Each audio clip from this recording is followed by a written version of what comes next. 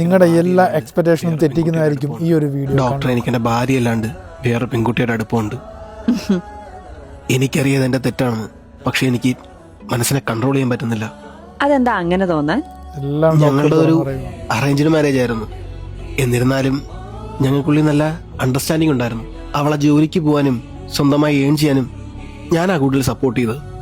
പിന്നെ എന്താ പ്രശ്നം? ജോലി ശ്രദ്ധിച്ച് അവൾക്കിപ്പോൾ ജോലി മാത്രമായി ലോകം.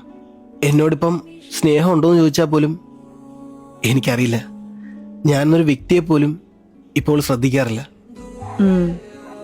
അങ്ങനെ ഇരിക്കുക എൻ്റെ ഓഫീസിൽ പുതിയൊരു ന്യൂ ജോയിനി വന്നത്.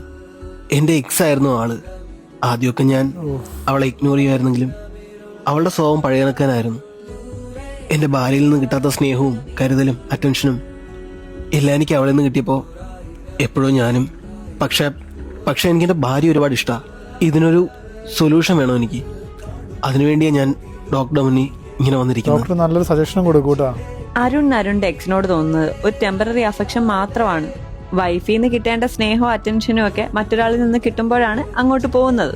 അരുൺ ഒരു കാര്യം ചെയ്യും, ഇതെല്ലാം വൈഫിനോട് തുറന്ന് സംസാരിക്കും. ഡോക്ടറെ അവളെന്നെ തെറ്റിദ്ധരിച്ചാലോ?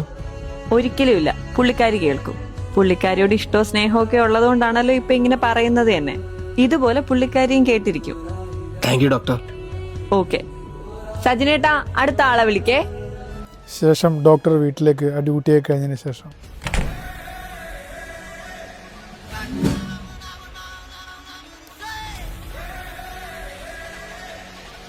എന്തൊക്കെ തോന്നി വസാ മനുഷ്യ നിങ്ങൾ ഇന്ന് ആശുപത്രി വന്ന് വിളിച്ചു പറഞ്ഞത്? ഏതവളായാലും ഇനി മേലെ അവളടുത്ത് മിണ്ടി പോവരുത്. അവളുടെ ഒരു കെയറിങ് നേരിട്ട് പറയാൻ പറ്റാത്ത ഹോസ്പിറ്റലിൽ എത്തി പറഞ്ഞു പൊളി. അതാ ഞാൻ പറഞ്ഞത്, എല്ലാ പ്രതീക്ഷയും തിരിച്ചു കളയുന്നു നമ്മുടെ